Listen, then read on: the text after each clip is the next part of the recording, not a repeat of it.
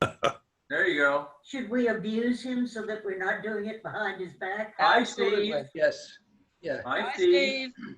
We're gonna stop talking about you now. We miss seeing you. Wouldn't it? Being such a Luddite. Yeah, I sent him an email last night. I said, we all miss him, and says we're trying and keep in contact with him somehow. Maybe there's a good way for it. Yeah. Is he allergic to Zoom? Yeah. He emergencies. worked in some sort of spooky stuff in the Navy, and I have a feeling that he's never been quite gotten over the fact that everybody's spying on you probably because he was spying on everybody. That's probably why. You don't need Zoom to be spied on. No. You have to breathe. It's Right. okay. You can Zoom, Steve. It's okay. And watch what you say on the phone too. So Oh, you know what? You might as well go in a hole if you're going to be afraid of everything.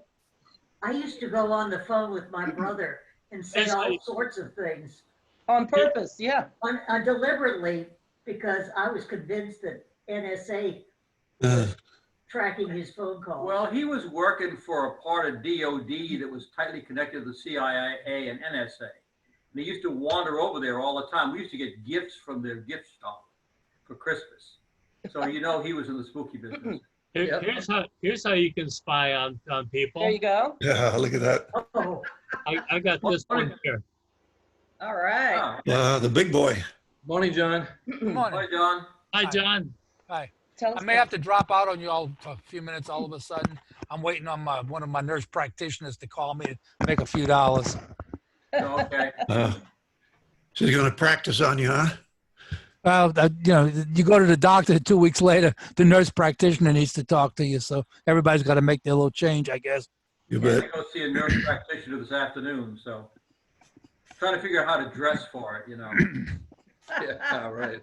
I hope your appointment goes faster than Bruce's went the other day. I sat out in the car for 2 hours waiting for him to get out of a doctor's appointment. Wow. 2 hours. You be 2 hours late though and see what they do you. oh yeah. Yeah. I was getting ready to go in and see if they'd given him surgery or something. Well, the last time I went to see this nurse practitioner, True. she was really late and it was running so far behind. I finally went out. I said, let's make an appointment for another time. They said, well, she'll be right out. I said, you said that about 30 minutes ago. I'm not waiting anymore. And I mean, they had this big hassle in the office and they finally got me back in there and got her back in there. And she was pissed. And my view was, we don't have the same one this time. Oh, we don't. Good. My view was, I had a patient that had a lot of problems. So that's fine. We didn't make an appointment for another time, but you can just tell me. And so, so that was the end of that. The cardiologist is someone we know pretty well, and so, I think we brought it up with him, and I don't think we're going to see that nurse practitioner again. I went to my dermatologist so many times and she was always late. So one day she came in there and she was 45 minutes late. And I said, oh, you're early today, only 45 minutes late. I had You a- have the- to see a dermatologist. I had a nurse practitioner that was working for my heart doctor, and I had seen him like within a month before this happened, and I had some chest pains. I wasn't sure if it's hard or not. So I called him and said, "Well, you can't see the doctor for 6 months because that's what Medicare says, but you can see the nurse practitioner." So I went to see the nurse practitioner. She says, "Okay, well, I got to order tests." Well, the doctor had already done all the stuff that they do for your heart, like the test where you run on a treadmill and they inject the radioactive dye in you and then scan you to see if you got a blockage and all that. Well, she runs $80,000 worth of tests that he had already run, and Medicare refused to pay for it. She was gone in 2 weeks too. So you had to wait 6 months you were going to have to wait 6 months to see the cardiologist? Yeah, the way Medicare apparently works is you can't see a specialist within 6 months. I mean, only once every 6 months. And it's crazy because you go to some of these doctors, my heart doctors like that, he's sitting in the hall with his little laptop typing, and the nurse comes in, she sees you, she goes out and she asks him what to do, and then she comes back and does whatever he tells her to do. So, I don't understand it. But anyway. That's all right. Wait till we get socialized medicine. It'll be 2 years before you can see him. Oh, yeah, We have socialized medicine. That's what Medicare is. Yeah, well, it's, yeah. Medicare is socialized medicine for old people. Well, the thing is, when they Socialized medicine for everybody else. when they socialize medicine, it's going to be everybody with that same kind of treatment. Well, I'll tell you what, I've had a number of HMOs when I worked, for companies, and Medicare is so much better than any of the HMOs I ever had. Oh yeah, I got no question. complaints. Yeah, my wife had an HMO for a while, and I mean, she couldn't breathe without having to go get a referral from the doctor. Yeah. Yeah. Nobody could see. What we got now, we got supplemental insurance from State Farm, and you can go see any doctor you want. You don't have to tell your primary doctor you're going. If you don't like what he's doing, you go see a specialist if you want. Yeah, I've been very happy with Medicare. I have no problems with it. I think the difference in socialized medicines is if you got socialized insurance, which is what we're talking about, versus socialized hospitals. Where the British had their problem was they had socialized insurance, which is where we're headed, but they didn't have a lot of private hospitals. So the government also ran the hospitals. And that's where you get stuck. If you got independent hospitals and doctors with socialized insurance, I think you can make that work. And countries that have done that have had a decent system. I don't know what they have in Canada, but we definitely don't want that down here. Bruce, I couldn't hear you. What'd you say? I said, I don't know what they call it, what they have in Canada, but we definitely don't want it down here. Right. Yeah. Yeah, I don't know what apparently in Canada, it's almost by province as to what you get. Because I've talked to some people who said, well, when they were Ontario, they got pretty good coverage, but when they were in British Columbia, they got pretty good coverage, but they went to Saskatchewan and got lousy coverage. So apparently it's by Well, I don't know, but all my family is from Canada. My mother was born there. Sheila was born there. Her family's all up there. And I don't know how many of my relatives I've seen just get plopped into a bed with about 10 or 15 other people and just lay there and die because they couldn't get to you or they figured you were too old. So you can't tell me because I've seen it firsthand. So, I know what I've seen with my aunt. They just let her lay there. She had a blockage in her intestines and they let her lay there and she got so bloated up. I don't want to gross you out, but she was actually throwing up fecal matter before she died. Yeah, if that's what you want, you vote for it. Well, I'm going to leave you guys. I want to go check 6 meters. It looks like it may be open. So have a good day. Bye-bye. In Louisiana, Huey Long, back in the 1920s, set up a charity hospital system where anybody. Well, here's my nurse practitioner. Let me. I'll be back in a minute. My shrink is a nurse I like that practitioner. sunset background today. Bob. Oh, yeah. Paula, you should be sitting out on your patio this morning. We're having trouble hearing you. I said you should be sitting out on your patio this morning. Oh, yeah. It's a little sticky out there where we are. I was out in the garden doing some trimming, and I'm glad I was out when I was because it's the past few days have been hot, but they haven't been sticky. This morning really is. Yeah. You almost feel the moisture coming into your body as you walk out. Yeah. Well, Kathy, you cracked me up yesterday with your green thumb, brown thumb comment. I'm I have a really good at killing plants. Me Bruce too, is Kathy. alive. I'm no good at plants either. Well, I just stuck them in the ground and watered That's them. I right. didn't do much more. I have a brown thumb too. Yeah, I put them in the ground and hope to God they'll live. And what? And hope that they'll live. No, Bruce is the one who can do wonderful things with the yard. Okay. Yeah, I'm the gardener. Chancy Gardner. Remember that movie? What was it? Sure. He- Definitely. With Peter Sellers, Chancy the gardener, Chauncey the gardener, John's the gardener. Chauncey the gardener. Oh my goodness, I'd forgotten about that. I don't remember that one. Do you? Well, it was a weird movie. It was Very, he liked to look. Hmm. Was the line in the show? And what was the woman who played opposite him? She was Like, Shirley MacLaine Plane, yes. and Peter Sellers. Yep. It That'd was be- weird. What's the name of the movie? That was on not long ago on Turner Classic Movies. Being there. Being there. Being there. Being There. I'm gonna have to write that down. Being Hey, There. Bruce? Yes. Out in the yard, you should get up here with me yesterday. You're gonna have to say it again, Bruce. I'm losing. I can't hear What's you. wrong with your I microphone? said you should, if you like working in the yard, you should have been up here with me yesterday. I got rid of a stump that was about a foot tall sticking up out of the ground, and I just kept working at it till I got it down low enough I could run the lawnmower over it. Well, And I that's tell you good. one thing, my clothes were soaking wet when I got done. Yeah. Who are you using? An axe?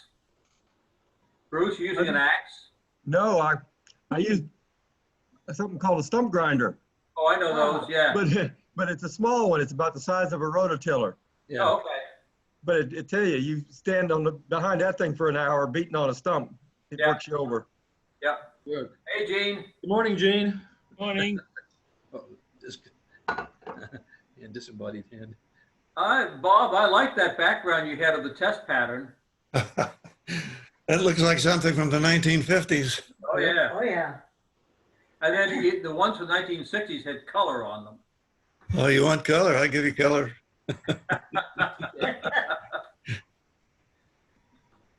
How about that? All Yeah, right. that's good. That's good. That's pretty, isn't it? Yeah.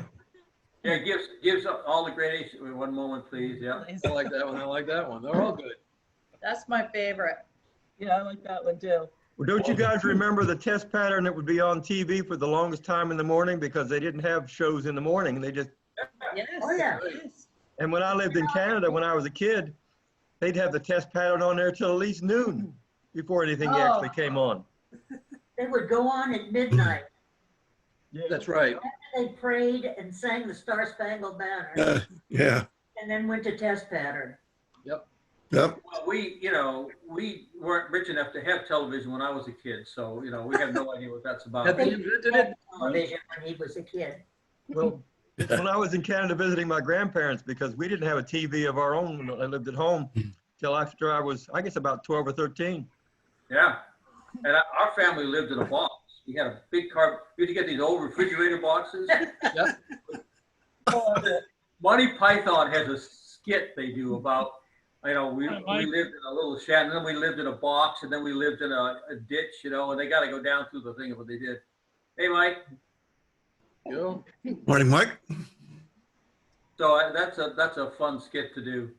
But Hey, we Bruce. didn't have television in Maine. And what's the irony is this little town I grew up in Maine, a population of 550, on the tallest hill in the city now, on the town now, stands a 1,400-foot antenna that has the Portland TV station on it. So we went from no TV set in the area to that's now the major antenna for the place. Yep. When I was 9, we used to listen to the radio like people do TV now. Oh, Yeah. yeah. We'd get the newspaper and there'd be a radio guide like the TV guide. Sure. Yep. And all the stations that were in the town and Yep. everything that was on. And we used to watch the FBI and Peace and War and The Shadow or listen to it rather, and all that different stuff. Well, we went up to Green Bank and the Cass Railroad up in West Virginia. You kind of go down to that valley, and all of a sudden you can almost hear your cell phones click as they turn Yeah, off. sure. Those things. And you drive around, and there are pay phones in all the corners, and they don't have FM radio, so they only have AM. And it's really interesting. If you turn on the AM radio, it sounds like you've gone back 50 years, 60 years. 60 years, Kathy says. But I tell the story, she corrects them, so that's how it works. She remembers 60 years ago. Have you guys ever listened to a station out of Philadelphia? I don't remember the call sign anymore, but it was a few years ago I listened to it, maybe 7 or 8 years ago. They had all the old radio programs on, Amos and Andy and like that. In That was kind Toronto, of neat. there's a Claire Station channel out of Toronto that does that as well. Watch people though, like on TV, when you see old-timey shots of people listening to the radio, in all the different shows, they're actually looking right at the radio the whole time they're listening to it. Yeah. It's cute. Have any of you guys ever listened or gone to a website called Paul's Video Jukebox? You Go on there said sometime. something on that, Bruce, one time. I remember that. Yeah. Anyway, you can pick songs from the 40s, 50s, 60s, 70s on up, and they have a slew of them that you can listen to, and many of them have videos. And there's also a place you can select to watch old soap operas and, not soap operas, excuse me, old commercials that were around in the 50s and 60s. And then once in a while, you could even click on a program. I watched an Amos and Andy on there one time, but they got all kinds of old stuff on there. You ought to just check it out. Yeah, we did the same thing with YouTube. There's a We bunch of looked- YouTube. Looked at some old commercials that people have compiled on YouTube, and they're the funniest thing. Oh Yes. my God. I mean, if you want to watch something, it's on the internet someplace. Yeah. Dark web. Oh, Anybody see that picture of Los Angeles fireworks that somebody overdubbed the opening theme from Blade Runner? No. Blade Runner. Blade Runner. You should look, if you know the movie Blade Runner, the Yeah. opening scenes there with the fire and everything. Well, take a look at that one with the Los Angeles fireworks from 4th of July. That city was just solid with fireworks all night. Huh. Hmm. We've been too busy taking down statues around here to do that. I like what Armin said last week about they're going to rename it Pedestal Avenue. Pedestal Avenue, yes. I thought that was a good one, Armin. somebody suggested Monument Take it Avenue. down statue. Someone Non-human? Yeah, I'll go for that. We don't have enough to waste our money on. We gotta go take down statues. They're not wasting your money, Bruce. They're wasting our money. Those of us that live in the ghetto are the ones that are paying for that. It's gonna cost us $2 million. Well, I heard they're trying to get a contribution so the city doesn't have to pay. You know, you got to send me all your 20 and $1 bills. I've got to collect them and burn them. Yeah. Yeah, Hey, Bob. sir. Yeah. I see you said you got all those questions right on the on that test, Oh, yeah. senior test. Yeah. I know you did. Sure. You read the bottom line, right? What questions are those? Did I send it to you? Senior test? I thought I sent it to you. About what color, I don't know. When was the October War or something And in Russia, in Russia? And what color is the black box and all that? Yeah. I think I passed. I think I got one of them correct. But Bob Cleve, we need to take our hat off. He said he got them all. yeah, right. Well, oh, Yeah, that's just his word for it. And his So, nose- John, are you gonna survive? I dropped the call as soon as I tried to answer it. Since they do fooling with all this 5G stuff, I can't talk on my cell phone unless I go up on the top floor of my house. hmm. You got 5G in your place, your area? Yeah, well, I don't know what they do. I mean, they definitely turned some repeater off that I was using because I could talk in my basement before, and now I have to go up on the second floor to answer the phone. Huh. Anyway, I'm waiting on her to call me back, so I guess I'll drop out again in a minute when she decides to call me back. Ken, was that box of parts anything we could use? Yeah, you must have gotten here. We just after we got back from the doctor, I got back and well, first thing I had to do is go to the bathroom. That's Yeah. probably when you showed up, dropped that box off. I was surprised, but yeah, thank you very much. Well, I didn't want to have to put a mask on and all anyway, so I was gonna Yeah. just drop it off and then call you and let you know it was there. Yeah, that's good. As long as it's something worthwhile, because he sent so much stuff over here. I don't know what was usable and what wasn't. But, Yeah, I one thing I discovered in it, that thing was heavy. Yeah. I was rooting around in there and I took out a reel of magnetic wire. Mhm. I'm not sure what gauge it is. It looks like it's about 18 gauge or something like that, but it must be about a real 500 foot or 1,000 foot or something. So I gotta think of what kind of huge loading coil I can make now for it. He had to have been doing some serious robotic stuff. Yeah. Let me share something with you. Go ahead. So There we go. we got this auction going on, right? Hmm. So, probably some way I can, but if it's on, this is on the club website, but we got this auction of gear going off, and I know you all need some more stuff. Yeah. But anyway, just to let you know, so you need to kind of dig in there. We're trying to get rid of some stuff the club has that is, backed up in everybody's storage area as well as in the club storage area. So some of the stuff's pretty neat.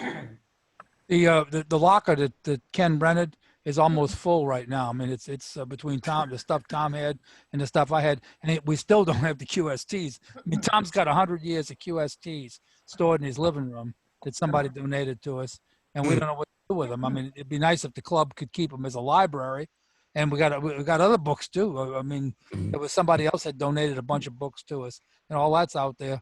But I hate to see us get rid of all that stuff because they might want it, 10, 20 years from now.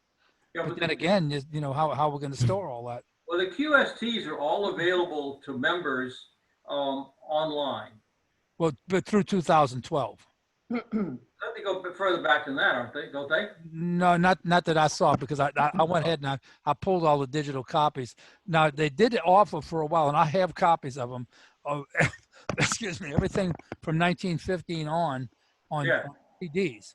I bought copies. I mean, it was like $400 for a set of 5 or 6 CDs, and I bought all of those years ago, so I have those. But what I'm missing is between the 1980s and probably 2006 or something like that, because I lost all of those in the hurricane. Because the best place for those is probably going to be the recycling. Yeah, that's what I'm thinking. But the other problem is Tom says if his wife dies, he's going to have to be out the house in 30 days. So he's asking Ken to give him a letter saying that he has the club's permission to trash the things if he's got to get out the house in a hurry. Yeah. I think I gotta go. Well, we have, I know when I was involved in taking donations from estates, that sort of thing, I tell them we'll probably sell it if we can, or give it to somebody who needs it. The stuff we can't do, we'll put to electronic recycling. And they seemed okay with that. That combination seemed to suit them. They just didn't want to throw it away themselves. Yeah. And they liked someone to have an attempt to make reuse of it. So, that's kind of the way we went with it. Yeah, well, we had the same problem with the train society. All those old guys started dying off and leaving us railroad signals and stuff. And we had to put a clause in the agreement. In fact, that's something we really need with the club. I have to talk to Ken about that as an official agreement that when somebody, of course, we're not, you can't deduct what you give us from the income tax, but the railroad society you could. And in order to be straight with the IRS, the club had to have a clause in there saying we can, it's the club's right to dispose of the stuff if we don't need it or don't want it, and you can't do anything about it. So because the other problem is the IRS, if you take a tax credit and the IRS comes back and says, well, where'd the tax credit go? Say, well, I donated it to the Railroad Society. And they check with the Railroad Society and say, well, we don't have it anymore. We trashed it. Was the donation actually worth whatever you claim? So it's a legal issue. I need to talk to Win and Ken and see if we can't get that addressed, because that could be a problem. So Bruce, can you use some of these here? Yes. Because Yes. I got a bunch of them. I'll box them up and drop them off on your porch someday. All right, we can come by and pick them up. Either way. Okay. Yeah, I can use some X10 stuff. But I'll do the same deal with you we did with the people who donated to the club. If we can't use them, they'll go to electronic recycling. I got a box upstairs of electronic recycling stuff, and they're supposed to have something in May. Well, where that went. So yeah, I've got one box I'm throwing out of things that I collected over the years. One of them has got a radial sonde in it. It goes up from a balloon. Yeah. And I bought it, probably 20 years ago, thinking, wow, this is something I want to play with, or I might get a balloon, someday, and never had. So it's the electronics is all, it's got like styrofoam rubber all around it or whatever to protect it. And it's got some instrumentation inside, I guess, temperature and pressure and a little transmitter, but Well, remember, we can have as many of those auctions as we want. I mean, the auction that you see up there right now was strictly stuff that I had in my house that people had left here. Tom has all this other, I mean, Tom's got probably 3 times that much stuff that he brought and put in the storage bin. And so we're going to probably run a second auction with his stuff. And if any of you have, stuff you want to get rid of, we can auction that too. I mean, it's I got the board's permission to do online auctions, and the auction's running on my server. We can change it anytime y'all want. Why don't you take it to Frost Fest? Well, that's another, yeah, that's probably where it'll end up if whatever we don't sell in the auction. I think the auction's got a chance of making more money if enough people see it. But, worst case, we sell it at Frost Fest. if we have a Frostfest. Yeah, well, the other problem with Frost Fest is too is somebody's got to cart all that stuff out there. I mean, we had a flat wagon we were rolling stuff in, and it was like 3 or 4 trips for 4 people. That's how much stuff Tommy had his whole pickup truck loaded with stuff. So, who's going to cart all that to Frost Fest, and who's going to cart it away if it doesn't sell? I'm going for more coffee. Anybody want any? Sure. Yeah, make a Okay. little double. Yeah, fill us, would you please? Fill it up. There's Mike. I haven't seen Mike for a while. How you doing, Mike? All right, how you doing? Good. I see you got a different background. You're back on Earth. Yeah, think of it, I don't know, yeah. Been out Yeah, on I your decided to motorcycle? come and visit. You been out motorcycle riding, Mike? I haven't been in so long. I need to sell the motorcycle. Yep, that's what we decided several years ago. It was time to let him go. I see whenever we used to go up, in the mountains and, Shenandoah and Skyline Drive, I'd see the guys on their motorcycles going through there and just, it looks so nice. You're out, you got that nice fresh air and the breeze in your face and, But then I also remember geez, my butt was getting awful sore after sitting on that thing for 2 hours riding, Talk about riding. Has anybody ever been to Deals Gap? Do you know what it is? No. And I guess it's on the border of Tennessee and North Carolina, if I remember. They call it the Dragon. It's 313 curves and how much, Bruce? 318 curves and how many miles? 11 miles. Wow. I remember the first time we went on it, we were in a big group and I said, oh, look, there's some people coming down. What I was seeing was part of the group that was in the front. That's what the curves are like. Switchbacks were so whatever. Anyway, I remember the last time I was there, I was on my own bike. And when we got back to the motel, I said, I almost bent over and touched ground. I was so kissed ground because I was so sick of curves. Yeah. Oh man. And I had a trike, so I had to, my arms even were sore. Yeah. Look it up on the internet sometime. It's interesting to see. Yeah. If you've ever been on a motorcycle, it's the place to go. What's it called, Sheila? Wait a minute. Deals Gap. Deals Gap? Right. And they call the road the Dragon. Anyway, it was interesting. Yeah, I bet. Well, Kathy's midlife crisis car was a Mercury Cougar, Okay.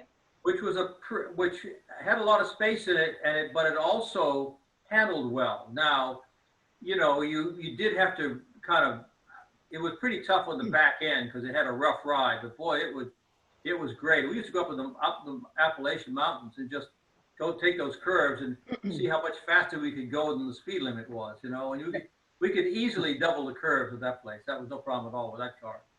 Do you know where Luray, the mountain is just before if you're going from Warrenton over to Luray, you know where the mountain is there? Yeah. Yeah. My husband used to love to drive fast on that road, Yes. and we crossed the top of that at 100 miles an hour, and that was not fun. Not for you. Motorcycles on Skyline Drive. I don't know if you can see this or not. There you go. See the picture? Oh, yeah.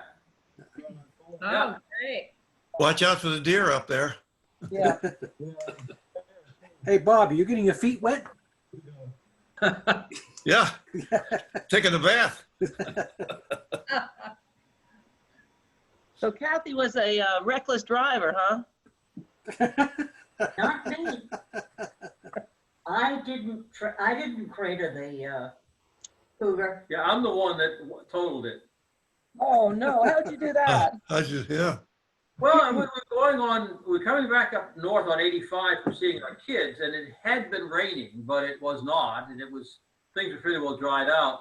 And we hit this piece of road in an aquaplane and did a big lazy spin across the highway, interstate. That's a scary sort of thing. Nothing hit us. And we went backwards down a ditch and basically crushed the back end of the car. Oh. And so, you know, I've been paying for that guilt for a long time. It was our car. And you will. And you should. When Yeah, it's a good thing. when Pat and I first met, when we were first dating, we used to go out, riding in Skyline Drive, and I had a Jaguar X-Type, and she used to drive it, and she drove that car better than what I did because she worked in the mountains in North Carolina, the place in in Hickory and all those the little teeny tiny towns, and so she drove the mountain roads a lot. So she used to drive the Jaguar better than I did, taking the curves and that in it. So it was. The only thing is, I wish it was a Jaguar. I wish it was an XKE or, convertible or something like that. That I could take my arm out the side and sort of drag it down along the asphalt and file my fingernails. What X-Type was it? What X? The sedan or whatever. Okay, yeah. It was. They handled pretty well for being a sedan. I wanted in the 60s. I wanted to buy. I was offered an XK 120. The big fenders. Yeah. It was a 12-cylinder engine in there, and I just it was just too much for me to to finance.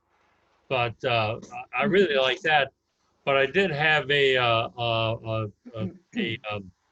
TR3, and I had the older model. I had a TR3 with a TR2 front end, which was more of an oval shape, rather than the wide grin. I sold that, and then I had a Austin Healey 3000. And convertible. That was a nice car. Yeah, that is a nice car. But then after that, I was paying for school expenses and stuff. Like couldn't afford those nice toys. That's when I got a '59 Chevy. Our first real car was a Volvo 122S. Which is a pretty sleek looking sports sedan. And you could walk the rear end around. I mean, it was amazing. It was 1964. So it had disc brakes in 1964 on the front end, unbelievable. And had, 4-cylinder, but it had a special carburetor that took special kind of tuning on them. It was a pretty neat little car, but you could, four speed on the floor. All the stuff that you couldn't get in this country, but you could take that thing around a curve and just walk the back end around. It was just beautiful. Were those a little chain that came through the dashboard to pull up the screen in front of the radiator? Yeah, Dana was the dashboard. The other thing was that the handbrake was on the left, by your left leg. Huh. And it was a neat little car. Does that have the Weber downdraft SU carburetors on it? Yeah, it had 2 SU carburetors on Yeah. it. Took a lot of tuning to get those things right. They were set in some sort of a hydraulic bath that moved them up and down. Yeah. Hey, Bruce? You used to adjust those things by listening to having a tube or something and listening to the sound that they make. So when they were equal sound, they were then balanced or something Yeah. like that. Hey, you Bruce? say so? You like fast cars and everything? Well, I tell you what, I had a fast car and I loved it. And when gas got to be up to 75 cents a gallon, I had to get rid of it because it was just too much of a hog. But it was a 66 Ford Fairlane GT, 390 cubic inches. And when it was stock, it was 335 horsepower. It was a 4-speed convertible. Well, while I had it a while. When I got rid of it, by that time I had put in there, I had high compression pistons. I had a full race cam with solid lifters and 3 2-barrel carburetors. Wow. And that car would lay black marks in all 4 gears, and it would top out at 140. I used to go down 66 between Manassas and Gainesville and top it out at 140. And Sheila, you're swinging your head like you remember that. What'd you say, Sheila? That's the one we crossed the mountain at 100 miles an hour, the top. There was a little town in Northern Virginia that had an S curve just before you got into the town. And it was 35-mile-an-hour speed limit into the S turns. Well, I used to play around with that, and I got up to the point where I could come into the first 35-mile-an-hour curve at 90 and exit the second one at 100. The car was on rails when it would go around those corners. I have gray hairs. Shame on you people speeding like that. My gracious. I mean, the best I ever did was 125. What a slug. Well, Sheila, I just looked on YouTube for a deal gap video, and these guys are going in a 30-mile-an-hour zone, and they're going pretty fast on those motorcycles. They're putting them over and putting their foot down, and they're getting pretty close to the ground there. And one guy wiped out. Yeah, they have a lot of accidents there, a lot of accidents. I bet. We didn't ride that fast when we were there. We were in probably a group of about maybe 30 bikes, and they were riding fairly reasonable. Yeah, these are more like, those sport bikes. Yeah. Right. Hey, Bruce, do you ever do what they call a square turn in that car? I'm not sure I know what a square turn is. Well, you come up to like a 90-degree turn and you're going pretty fast. Yeah. And you have the car in a fairly low gear, and you swing it really hard around the turn. And when you do, the back end kind of drifts out. Yep. And when the back end gets around where it's looking straight up the rest of the turn, you nail it.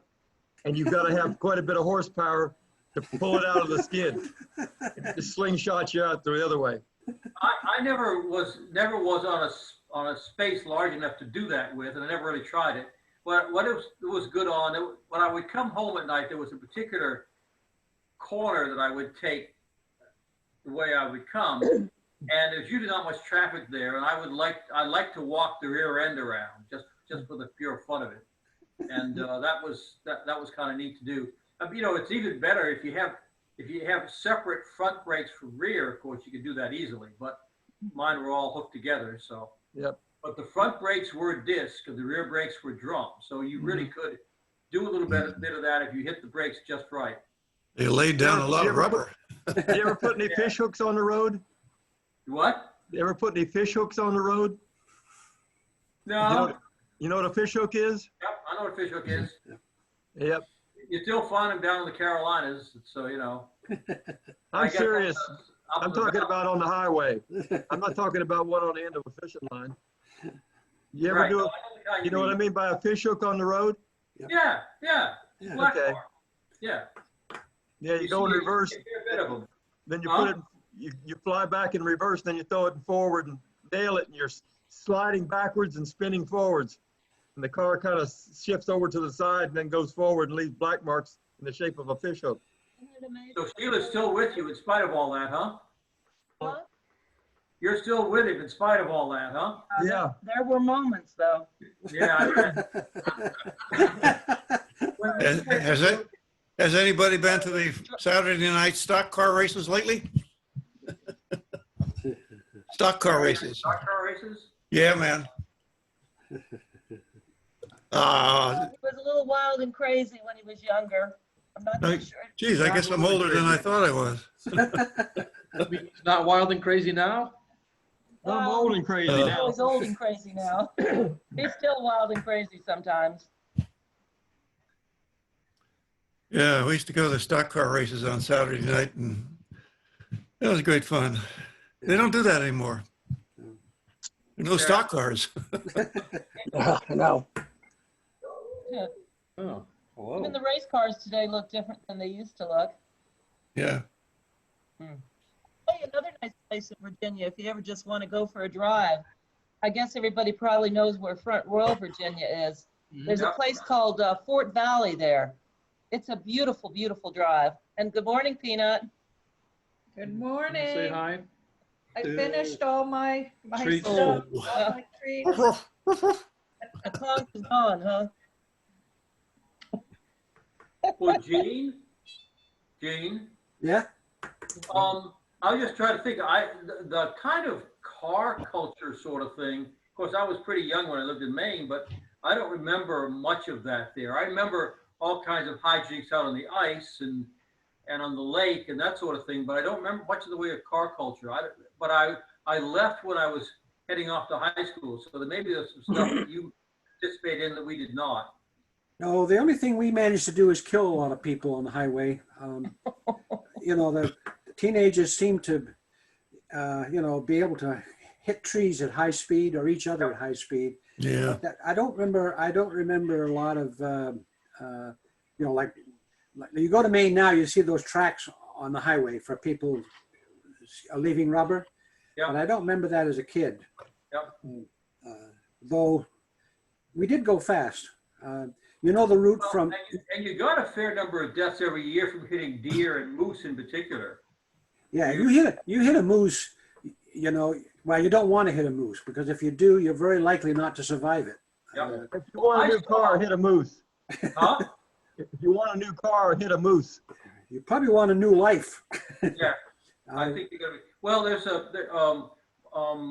Mythbusters did one in which they, one of their experiments, they set up basically an artificial moose, the same height Yeah. and the same weight, and they ran cars into it. And apparently because of the height of the moose's legs, Yep. it comes across your hood and into your windshield. There's And a, you- there's a picture on the web from last winter. Huh? There's a picture on the web from last winter up in northern Maine where the moose went right through the front windshield, right into the car. Yeah. Yeah, we were on the I can- native highway. We I'm almost, along, and I can see a Canadian truck because they will have the big moose and deer grill work in front of it. Yeah. I'll see this truck come down the road. I said, that one's from Canada. Yeah. You can just tell it because they have that problem all the time up there. Yeah, when you see a moose ahead of you and you can see the car on the other side because you're looking underneath. Yeah. yeah. Well, that's what the Mythbusters did. They showed that, you know, it would be mostly above your hood and come through your windshield. That's right. Oh, Where yeah. the deer would crush your grill. And keep in mind, those guys weigh anywhere from 1,000 to 2,000 pounds, depending on their size. That's a lot. You know, if you're going 50 miles an hour and you hit that, you do the math. Yeah. Yep. The one thing I do remember as a kid was we'd get all the hunters from Pennsylvania and New York, and they're like hunters around here. First you get drunk and then you get armed. Yeah. And they would head out hunting, and you know, the people around where we lived, there'd be a cow or two killed every year. Oh yeah. Some hunter didn't pay very much attention. He was drunk and he saw this brownish thing and shot it, you know. Hmm. Funny, I used to deer hunt all the time, but I never drank a drop, and I still don't. Yeah, I know. Some people are more pure than the rest of us are, Bruce. That's all there is Yeah. to it. Well, you know, you just one person does something, then you just classify everyone by the same thing. You know, if one person gets drunk, then all of a sudden all hunters are drunks. Right. Well, because no, all hunters aren't drunk, but that's around here, and people I knew of who went to hunt clubs, they used to say, you know, they had a well-stocked bar in their little hunt cabin that they rented, and they would go there and sit around and have some beer and then go off and hunt. So, you know, same thing with ice fishing in Maine. You know, That's what I was gonna point out. Same thing with ice fishing. Huh? I was gonna point that out. The same thing with ice fishing. Yeah. And my That's father and my uncle go out there. They particularly liked Applejack, right? Basically Oh, so- fermented cider. And And all they'd those, go out there and they'd be drinking Applejack and fishing and All drinking those- Applejack and fishing. all those ice fishermen drinking like that, they're really dangerous with those hooks. Boy, you guys must know all about that alcohol. I don't know anything about all those kind of drinks because I don't drink. You guys are professionals on it. That's why you're so pure. Bruce, we knew you were really pure. Sheila, what is he lying to us or? No, he does not drink. I'm the bad one in the family. I don't. Oh, okay. That's okay then. He I does. don't touch it. He just doesn't care for it. So Yeah. that means more for me, and I always have a designated driver. There you Right. go. Well, One time when I was about 17 or 18 and I had such a big headache the next morning, I said, no way, shape, or form ever again. Particularly, why would I spend perfectly good money, feel like crap? Well, my son-in-law does not drink much. I mean, every so often he have a little something, but he doesn't drink, doesn't take care for alcohol particularly. So, you know. Like I said, more for me. And I don't smoke either. I don't smoke. I tried it one time when I was 9 years old and it tasted like, I don't know what it tasted like, but it wasn't very good. And that was the last time for me. You know, best, So, you know, what you say, Gene? you know the best aversion therapy for smoking? You want to be 11 years old and decide you want to chew tobacco and then make a mistake and swallow it. That feeling, that smell is still with me every time I'm near somebody smoking. Well, like I always say, sobriety has never been one of my finer points in life. Well, when I was a kid, they brought us to the Science Museum. I don't know what grade we were in. We were pretty young. And they showed us a freeze-dried lung, and we actually pulled it, of a smoker. And it was almost black. And I think that caused a lot of us kids to decide, oh, we better not do that. Well, my father died of cirrhosis of the liver because he liked to drink. So I figured I don't need any of that. Yeah. Well, you know, freeze-dried lung like that, you'd see something like that. The first thing I would think is, geez, you know, stay out of the cold. Don't get freeze-dried. Sheila and Paula, Aldi's has bottled peach bellinis, if you're interested. Peach Bellinis, okay. Aldi's, they all come in a right. Nice little orange-filled bottle. Huh, okay. We're getting ready to go down to the beach with the kids on Saturday. What'd you say, Sheila? I mean, what'd you say, Paula? Peach Bellinis. Yeah. Which I used to love them, but that's my right. body has decided that I shouldn't eat peaches. I have an adverse reaction every time I eat peaches. Oh, no. I love them, but I can eat nectarines, so I'll have to make my own bellinis with nectarines. Oh, that's awful. Well, What I want to know is how can anybody even afford to smoke nowadays? That's true. Yeah. When I was a kid, I could go up to a machine. I used to go for my stepfather, put in a quarter, pull the handle, and get a pack of cigarettes for him. That's right. Well, they were 20 cents a pack when we moved up here. Oh, wow. Yeah. What are they now? I don't know, what, $2 or $3 or something? No, they're 4 or 5, I think. Is 5. that right? I think Yeah, you get a whole carton for a couple of bucks. yeah. Yeah. Well, I smoked pipe for years, and for a long time, the tobacco taxes on cigarettes did not bother pipe smokers too much. You know, they didn't, loose tobacco was okay. Then they started jacking those prices up for a while. Well, when I lived up with my father for a while in Canada, a pack of cigarettes, I think they were Export A's is what he smoked, were 50 cents a pack. And I thought, holy cow, it was only Yeah. 25 cents down in the States. What a ripoff. When we were kids, we figured out how much my father would save if he gave up smoking. And we came to him one night at supper time and said, you know, if you didn't smoke at the end of the year, you could afford a color TV. Right. Well, how about people that smoke and drink? How about people that smoke and drink both? They could have money put away for their retirement. Yeah, smoke and drink and have guns. I mean, you know, put the whole combination together. Doctors prefer Chesterfields 10-1 over any other cigarette. That's right. Good for breathing. The micronite filter. Well, hunting is just a hobby, just like radios. If you didn't buy a radio, how about that? Yeah. No, Bruce, I just have to take these shots when I get the chance. You know. Yeah, me. well, radios are more expensive than my guns. Any gun I've ever No, bought. but I'll tell you what, decent radios are getting cheaper and cheaper. Mhm. I mean, I am blown away by what is now the 7300, which is now $800. Yeah. 7100. I mean, the prices are going down now. No. They're Japanese companies, but they're made in China. So, but the prices are going down like crazy on some really good radios. Everything is made in China. Everything. Yeah, I try to think the last thing I bought that wasn't made in China. Yeah, but if you figure how much a radio costs today versus say even in 1960, 1970, they cost a lot more back then on average than they do today. Oh, yeah. You see some of the prices of what they went for back then. It's like, holy cow, that was a big chunk of your wages to Yeah. a really top end radio. Well, we're putting new repeaters in the 145, 543 repeater. And I think they're going to cost us, I think to put in 2 repeaters plus the stuff is going to cost us less than $3,000.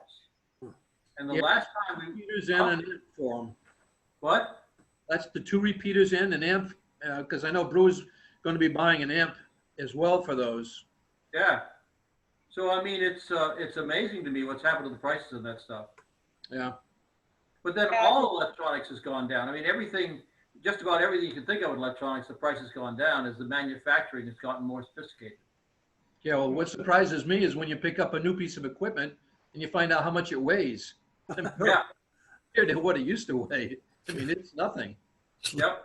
Slides across the desk. That's right. That's right. Oh, well. Kathy, you were saying something about Across the everything, table, right? Oh, please. about everything being made in China. Yep. I guess you heard about Brooks Brothers, who makes everything in the United States. Yeah. They've now filed for bankruptcy. Yeah. They've been around since, what is it? Not 1818, I think. Yeah, Oh, 200 Been years. around forever. So it's And part sad. of the Brooks Brothers thing, though, is the change in clothing. It's like Exactly. dry cleaning place near us that also did alterations that we liked. You know, they were kind of with less and less business all the time because guys aren't wearing suits. They're not wearing white shirts. They need, you know, starched and pressed, that sort of thing. And that whole thing is going away. And now with the pandemic, everybody's working from home. So those few people that were wearing suits, like lawyers, Yeah. aren't wearing suits anymore. And so, you know, all of a sudden, that whole part of the business has crashed. Well, No, I it's looked in my been closet. crashing before then. Huh? They said it's been going downhill even Yeah. before the pandemic, so they've been having a tough time. Yeah, it has been. Yeah. I looked in my closet the other day, And I got it. and I have all these dress clothes that I haven't put on in months. And, you know, I'm living in t-shirts and jeans. Yep. I don't even own a suit. He does, but it probably doesn't fit anymore. Well, I used to own, I think, 7 suits. I had 3 winter, 3 summer, plus 1 for in between. And of course, I worked for IBM, so you had to wear a suit and a coat and a tie and all that sort of thing. And little by little, even IBM changed. We went to colored Casual. and then we went to sport coats, and then we went to not wearing that sort of thing at all. And so that was a slowly evolving thing, and they were one of the last ones to back off that. So, When I started working for FDIC in 1970, It was a three-piece suit. That was the standard dress. When I retired in 1997, I think at that time I was wearing khakis and a short sleeve button-up shirt with a tie, and that was it. Unless there was a meeting outside the building with another agency. No casual Friday? Casual Friday.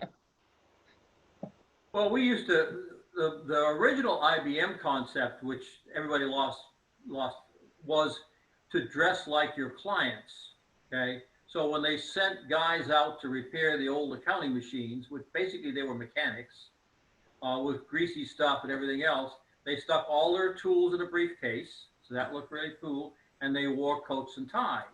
And for the maintenance folks, they actually paid them a monthly fee to replace their suits because they got worn out. And the whole idea was you dressed like your client, but then after a while, it became the uniform, and they stopped doing dress like the client. And I probably told some of you about my time in power stations in my, you know, khakis and flannel shirt and steel-toed boots and that sort of thing. And the IBM folks found out I was wearing that with my clients who were trying to figure, and were really upset till the client kind of put them straight. So it's kind of, you know, you don't walk around in coats and ties in a power station, as you know.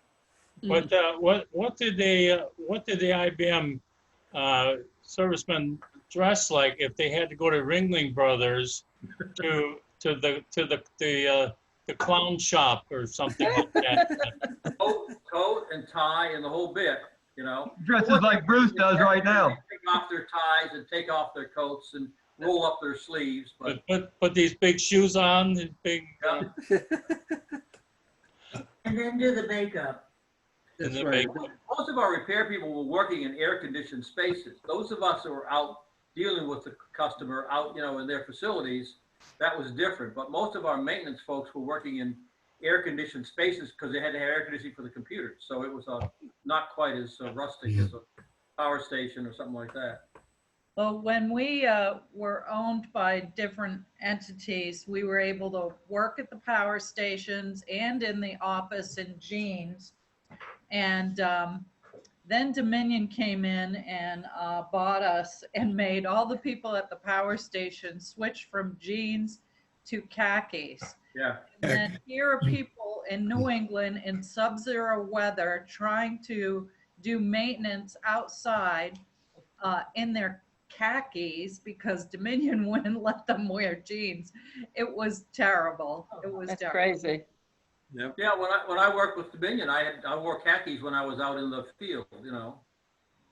And but then I worked with some other plants, like chemical plants, that sort of thing. And I think you kind of wore khakis there. I don't remember wearing jeans much to any of the customers I worked with.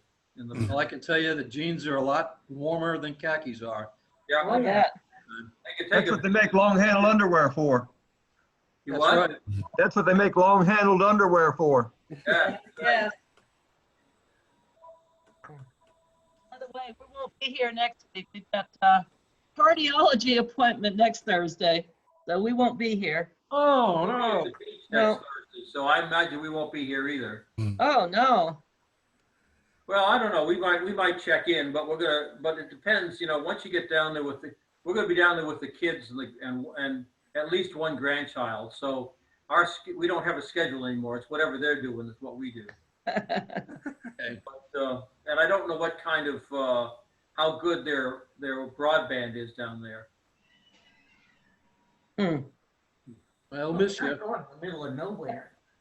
Well, we might get in. I don't think we'll be able to come on at all, but anyway. Hey, Sheila, where's Wild Bill this morning? I don't know. I haven't talked to him for the last few days. I don't know what he's doing. He missed last week. We didn't see him on board here last week. He's Yeah. he's kind of a mystery man sometimes. Yeah. I'm not really sure if he works or he doesn't work. So I don't, as long as I've known him, I don't know what his occupation is. He lives in the Twilight Zone, I think. Yeah, he's kind of a mystery man. So I'll have to give him a call and tell him we miss seeing him. Please do. Sheila, do you have an email address for him? Yes, I do. You want me to send it to you? Yeah, send it to me and then I'll put him on the coffee list, you know, so when I Okay. send the announcement Okay. out, he'll get it. I'll Yeah. do that. I see a DX Engineering box right We there. just Yeah. got a delivery. Oh, what is it? What is it? I don't know. I said to Armin, oh, I think we just got a delivery at the front door. 99.9% of the time it's for me. Not this time. But he doesn't know, but Paula, he said he doesn't know what it is. No, I didn't say I didn't know. I said I didn't. Oh. I didn't tell you. Which order it was. Ah, Boy, it looks like a transceiver could fit in there, doesn't it? It does, yeah. yeah, Probably about the right weight too. yeah. Well, why don't you open it and let us see? Yeah. Well, I know what it is. what he didn't tell you was yesterday, Uh-oh. day before yesterday, he had moved his radios onto a plastic folding table, and one of the legs let go. Oh, Oh, no.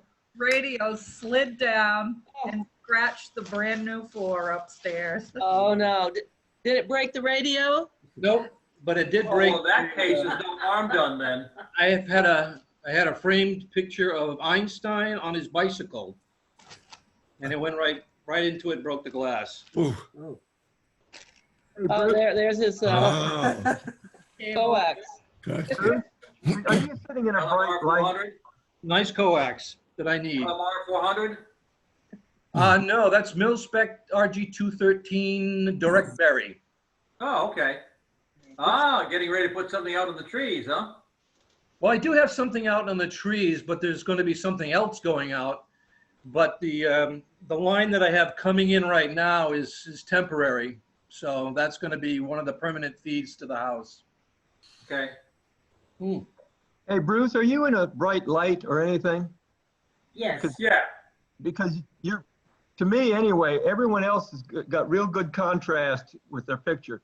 But you're so faded, sometimes it's hard to even make out your features. you know, it's something to do with personality, I think. It's just kind of a faded sort of person is all it is. Okay, I was just thought maybe you could dim things down a little bit. Kathy looks better than you do. Kathy's always looked better than him. That's why. Oh, that's true. I'm where there's some straight light coming in from the front window, and this is an old camera. I've got a new camera which is supposed to show up eventually. Last week I was using my HD camera, which is what I'm going to use for teaching, and but it's a bit more of a problem to set up, so I just grabbed this one real quick. Okay, I was just curious. Yep. Well, next time I should have the new camera, and that should be better. This is really an old beat up camera that, you know, I didn't mess with until we started doing this stuff. And my HD camera would not work with the latest version of Linux, so I had to downgrade it to get to use the new camera. And the Linux people were really upset that I was going to downgrade the release. I said, well, then fix the new release. Well, I got no answer on that one, so. Yeah. Oh, well, I got work to do. I got a few more stumps out back that need to be gotten rid of. Looks So I like you can might have mow. a better day for it, at least as far as the sun's concerned. It's not overcast here, but it's not sunny either. It's Yeah. But it is humid out there. I was out there doing some clipping in the yard, and it was pretty humid. Yeah, I got the weed whacker out yesterday and got rid of the weeds around the house. yeah, I've got work to do in the attic actually today, and I'm Oh, going to do that before it gets too bad up there because it gets pretty hot in the afternoon. It's probably bad up there now. I'm going to say goodbye and It hasn't we'll been know hot. where we are next week. Okay. Next week or week after. Yeah, See have ya. fun at the beach. Yeah. Have fun at the Good beach, luck. Kathy and Bruce. See ya. We'll do all our best. right. Bye. Bruce, I got a question about Ubuntu. The 20.04. My wife had an old laptop, and I bought her a new one. I took her old laptop and I loaded Ubuntu on it. Well, this thing apparently there was something in the CMOS that forced it to boot to Windows, and I had to go through, you know, all kind of. In fact, I ended up having to change the hard drive in the thing. I could not get rid of whatever on that hard drive was making it try to boot Windows. So I put a new hard drive in it, loaded the 20.04 according to the way they tell you to load it. It won't boot.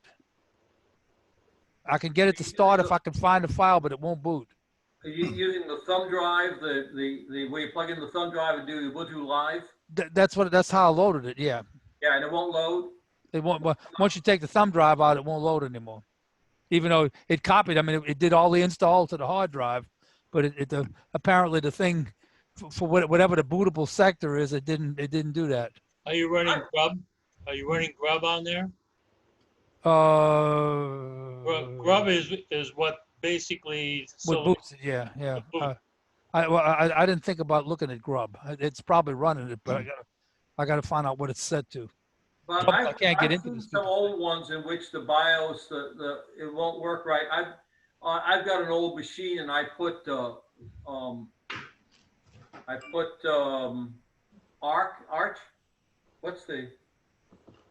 It's one of the other smaller footprint Linux versions on it. Mint? And it seemed to work where the Ubuntu would not.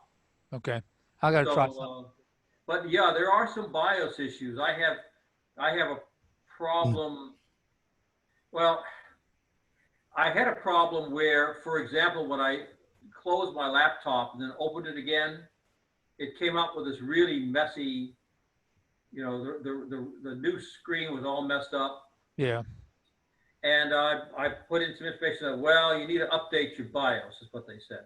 Well, then when my camera wouldn't work with 18.04, but did with 16.04, I backed off to 16.04.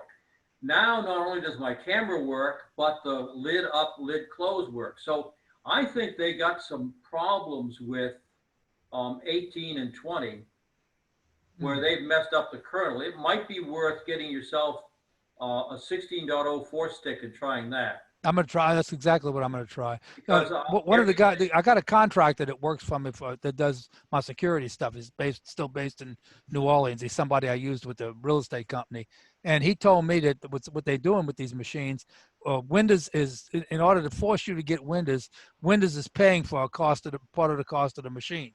You get a $300 laptop, and basically Windows paid $100 on it to put their software on it for you.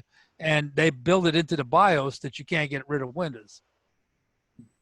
Yeah, they have I want to say it's ECLU or some name like that. Yeah. To replace the BIOS. Yeah. And Exactly. you got to, and I think you might be right, Ken. I think Glove will solve that problem. Yeah, Grub or Lilo, either one. Lilo is Yeah. also Yeah. a boot manager. You have to check on YouTube. I run into this every time because I'm running dual Windows and I always have to go in and mess around to get it to pick up the right boot image. And I never can remember how I do it. I always have to go look it up and find out how to do it.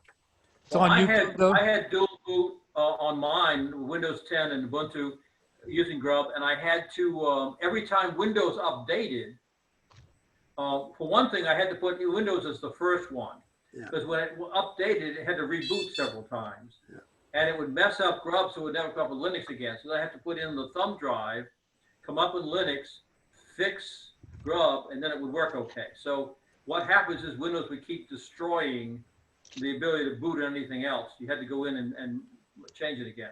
Now that's why I killed the updates on Windows 7 on my dual boot. I just don't update it anymore. I don't use it that much, but I won't update it. I got a Windows 10 machine. About every couple of months, I power it up, let it do all the updates, just so if I need it anytime, I can use it. But getting to the point now where I'm using it so seldom, I may very well just switch it over to a Linux machine.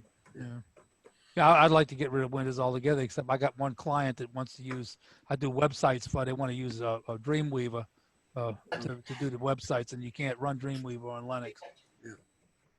Well, I've got an old XP laptop, and that's what I use for remote hams, because I can't, it won't run on anything but Windows, and I don't want to buy a brand new Windows 10 machine to run remote ham. So this old laptop, but it turns out one of the virus makers still provides a virus cover for XP. So, as seldom as I run it, and I don't do anything on it but bring up remote ham. So that's all that machine does.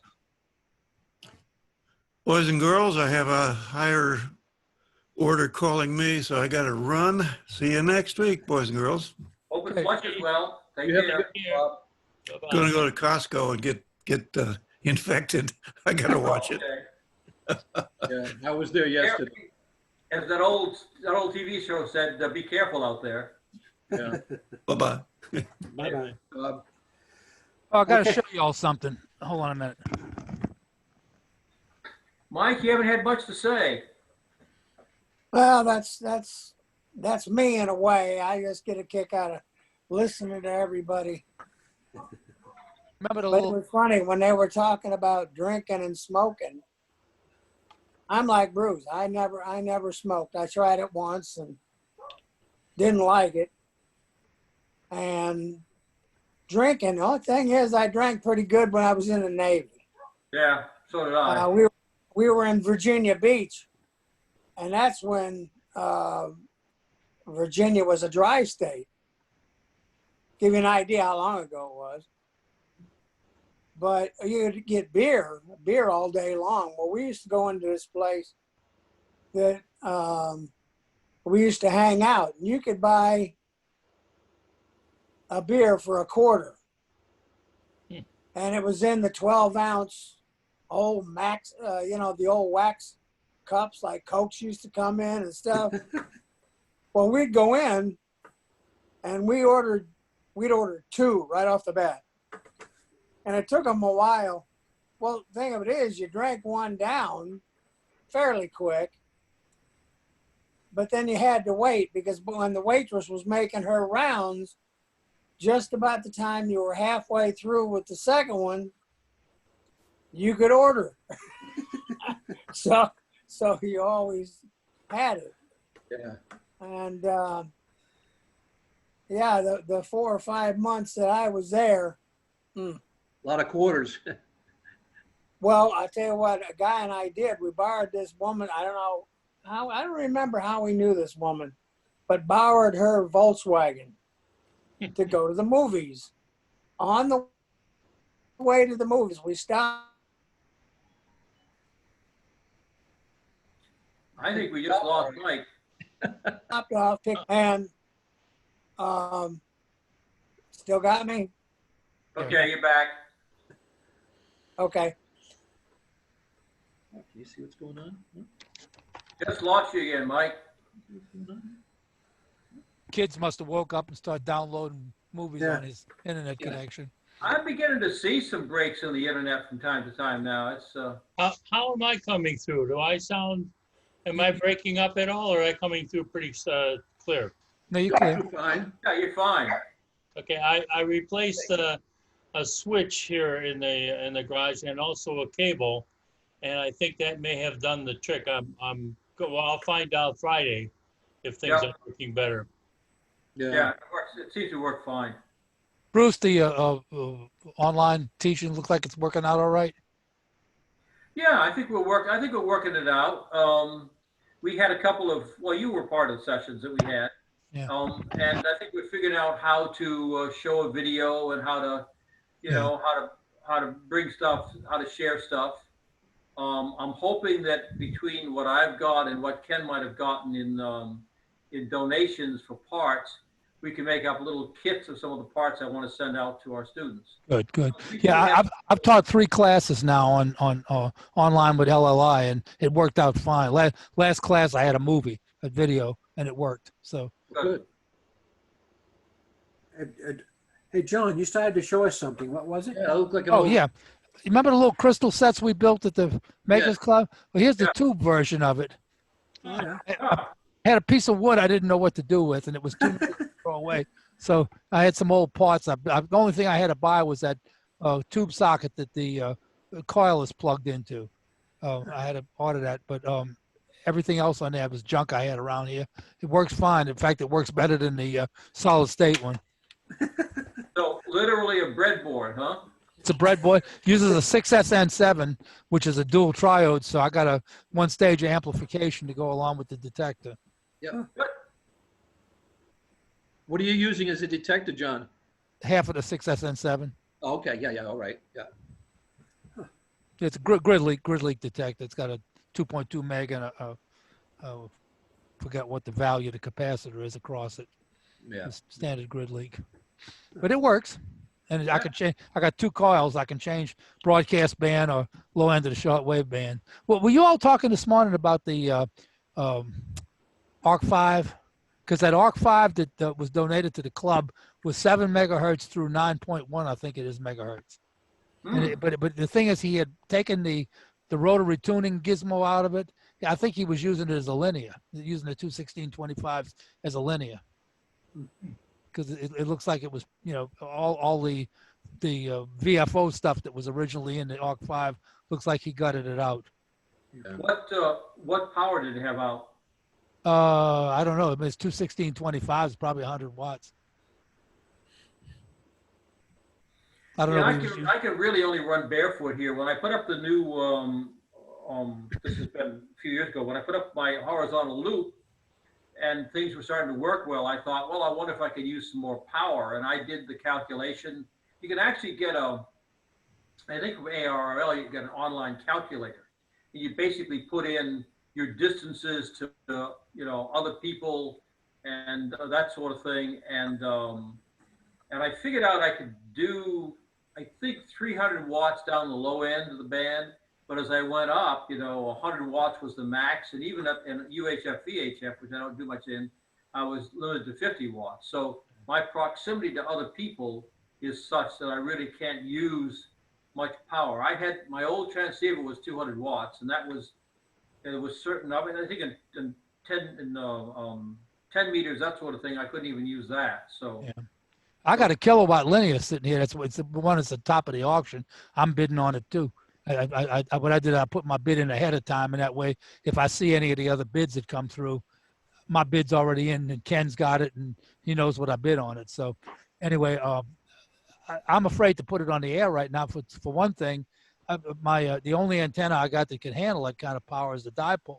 My MFJ antenna, I think only handles 300 watts, so I don't want to blow that up. And the coax that I got going to the dipoles, RG58U, so I'm gonna have to change that to RG8U. I went out and I bought this aluminum panel and drilled it out so that I have 4 things to come through my brick wall, because I'm tired of punching holes in the bricks in the back of my house. So I'm gonna put that on it, and that way I can ground everything. But you know, just the idea of having 1,000 watts sitting next to me right here, you know, is not comfortable. Yeah. Especially if I have to get a pacemaker later. That's just gonna scrap that whole deal. Yeah. Well, I think we're going to head on out. Anything else you want to do? No. Okay. We will. We might check in next week from the beach. I don't know. It depends what our schedule's like. But otherwise, we'll for sure see you the week after next. So everybody take care and have a good time, and we'll talk to you then. Hey, stay safe down there. Yeah. Have a good And time. maybe I'll talk to some of you on the air. Who knows? See ya. Okay. Okay, folks, I think I'll bail too. Yeah, I'm gonna have to. Good talking to y'all. About that time. Okay. All right. See y'all next time. Yep. Take it easy. Okay. Okay, take care. All right, Ken. Say hi to Pat for us. Will do.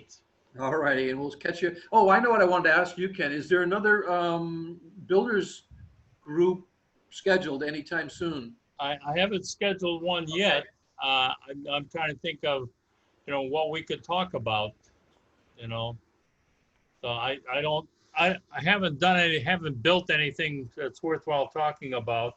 Yeah, we could always talk about Steve, but I mean, that gets old after a while. Yeah, well, yeah.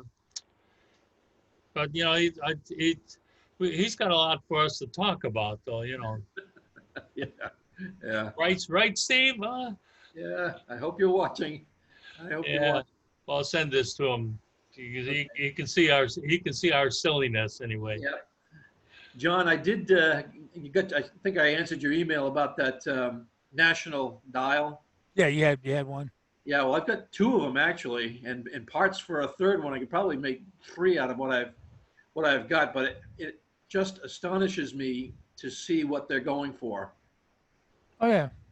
That's just absolutely crazy. Well, Absolutely. HROs and even the coil sets for them are just crazy. I was lucky. I picked up a whole set of coils for mine that it came with 1 coil in it, and it was a low band, like 400 kilohertz down. Okay. Which was, you know, wasn't worth anything. and I managed to pick up a set of coils that went, I think, up to 30 megahertz. So I got a whole set now. But if I had to go out and buy those and what they're going for on eBay, you wouldn't do it. Which model radio is it for? I'm trying to think the model, but the model I got's on my website. If you want to see it, Okay. look on the Nationals because it's on. I got to post it on the website. Yeah. But it's one of the real old ones. I mean, it's a 1930s version. Yep. Yeah, but it's I think I paid less than probably $25 each for the ones I have. Oh yeah, they're 80 and $100 now. They start like at $80, $90 and go up from there. And that's just crazy. So, Steve, if you're watching, one of those is earmarked for his regen that we want to make. So. All right. Well, let me run. I finally got my call from the doctor and the nurse, and Medicare made it. It's paying another $200 for nothing. So you know how it goes. So I'll talk to y'all later. All right. Take it easy, John. Bye. And same thing. Say hi to Pat for us. Will do. Bye-bye. All right. Bye-bye.